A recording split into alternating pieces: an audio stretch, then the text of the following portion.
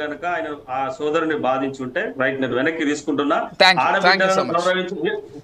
ఆడబిడ్డలను గౌరవించేటువంటి సంస్కృతి సాంప్రదాయం తెలంగాణ రాష్ట్ర ప్రజలకు ఉన్నది. ఆడబిడ్డలను ప్రగతి భవన్ ముంగట ఎవరు నిలబెట్టిరో ఆ దొరల గడియల ముంగట ఎవరు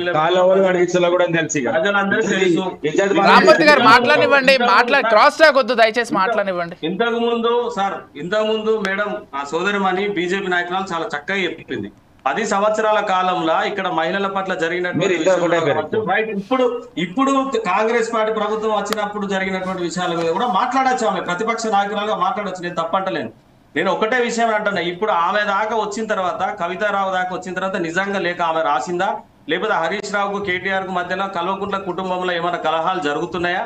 ఈ రాష్ట్రంలో 10 సంవత్సరాలు పరిపాలించినటువంటి కుటుంబం కాబట్టి తప్పకుండా ప్రతి ఒక్క పౌరుడు మాట్లాడేటువంటి హక్కు ఉన్నది, మాట్లాడతారు. నేను ఏమంటున్నా అంటే విజయశాంతి గారు కూడా ఒక ఆడబిడ్డ, ఆమె పార్టీ పెట్టుకొని తెలంగాణ రాష్ట్రం కోసం కొట్లాడినప్పుడు పార్టీని విలీనం చేసుకొని ఆమె ఏ విధంగా వెళ్ళగొట్టిరో. సరే మహేష్ గారు, సరే టాపిక్ అసలు టాపిక్ డివియేట్ అవుతుంది, అది టాపిక్ కాదులేండి. సరే టాపిక్ డివియేషన్ వద్దు. ఈ పర్టికులర్ లేఖ గురించి చెప్పే ప్రయత్నం చేయండి ప్లీజ్. అదే లేఖ గురించే చెప్తున్నా సార్. ఎందుకు ఆ విషయం అంటున్నా, సరే రామ్మూర్తి గారు క్రాస్ టాక్ వద్దు ప్లీజ్. రైట్, లేఖలో ఆమె చాలా స్పష్టంగా రాసింది. ఇంతకుముందు రామ్మోహన్ సార్ గాని మేడం గారు గాని చాలా క్లారిటీగా చెప్పారు. లేఖలు ఏమని రాసిరు, ఎస్సీ వర్గీకరణ కోసం మాట్లాడేది ఉండే అన్నారు. దళితులు ముఖ్యమంత్రి అని చెప్పి మోసం చేసినప్పుడు కవితకి ఎందుకు మాట్లాడలే?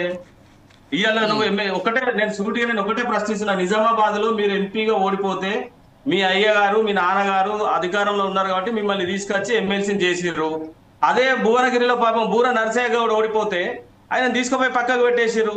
ఇవాళ లిక్కర్ కేసులో మీరు ఆరోపణలు ఎదుర్కొని జైలుకు పోతే మిమ్మల్ని కనీసం పార్టీలో 100 మందిని పక్క పెడతాం, 100 మందిని దగ్గర తీసుకుంటాం.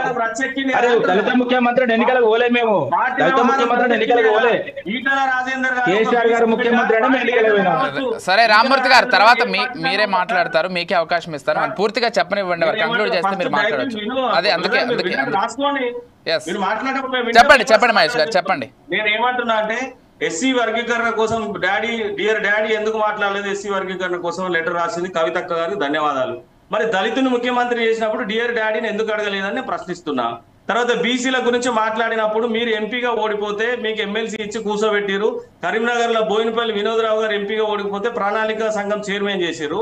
అదే భువనగిరిలో బూర నరసయ్య గౌడ్ గారు ఓడిపోతే పక్కకు పెట్టేశారు. ఒక బీసీ బిడ్డ ఓడిపోతే పక్కకు పెట్టేశారు. థర్డ్ పాయింట్ కి వస్తే, ఇదే లిక్కర్ కేసులో కవితారావు గారు ఆరోపణలు ఎదుర్కొని జైలు జీవితాన్ని గడిపి జైల్లో కూర్చొని వస్తే ఆమె తీసుకొచ్చి మళ్ళీ ఏం చేశారో మనందరం ప్రజలందరూ గమనించారు. ఎటు కొంచెం ఆరోపణలు రాగానే ఈటల రాజేందర్ గారిని మంత్రి పని నుంచి బర్తరఫ్ చేసి పార్టీలకి నిలగొట్టారు కదా. అప్పుడు ఆయన ఉద్యమకారుడు, తెలంగాణ ఉద్యమకారుడు, బీసీ బిడ్డ. ఆయన ఏ పార్టీలోనే ఉండని, ఆయన ఇప్పుడు బీజేపీలో ఉన్నారు, ఎంపీగా ఉన్నారు. తప్ప అట్లాంటి పార్టీలకు అతీతంగా తెలంగాణ రాష్ట్ర ప్రజల కోసం మాట్లాడుతూ ఉన్నాం. ఉద్యమకారులను గుర్తించే విషయంలోకి వస్తే నిజంగా ఉస్మానియా యూనివర్సిటీ చేసినటువంటి విద్యార్థులు చేసినటువంటి పోరాటం అమోఘం. వీళ్ళు తెలంగాణ రాష్ట్రం వచ్చిన తర్వాత వీళ్ళ ప్రభుత్వం విషయంలో ఉద్యోగాలు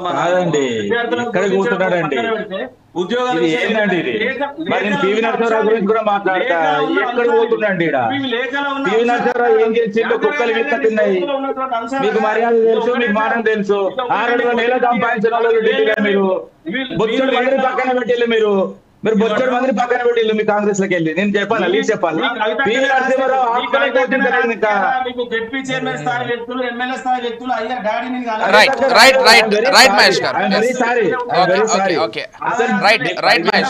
ఒకసారి రామ్మూర్తి గారితో మాట్లాడదాం. సుదీర్ఘంగా బ్రేకులు ఉండవు.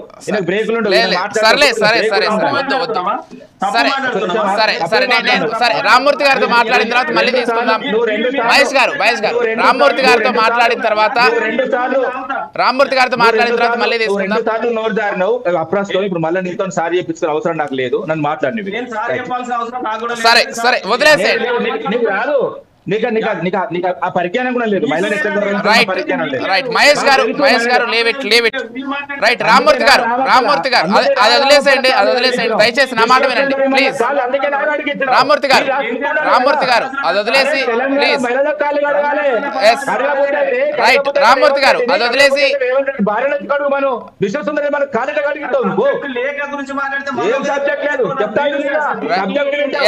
రామ్మూర్తి గారు మంత్రి కూడా చెప్పు, రామ్మూర్తి గారు, కూడా చెప్పు, రామ్మూర్తి గారు, రామ్మూర్తి గారు, గవర్నమెంట్ వచ్చినాక 6 నెలలు మంత్రి పదవి పెట్టని దౌర్భాగ్య పరిస్థితి.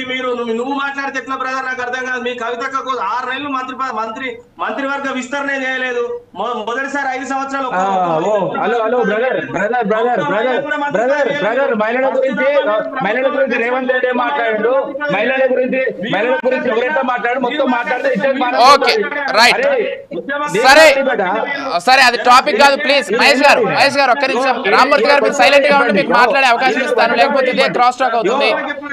నేను వారిని ఆపి మిమ్మల్ని క్వశ్చన్ అడుగుతాను. రామ్మూర్తి గారు ఒక్క నిమిషం ఆగండి. రామ్మూర్తి గారు మహేష్ గారు ప్లీజ్ ఆగండి. మహేష్ గారు ఒక్క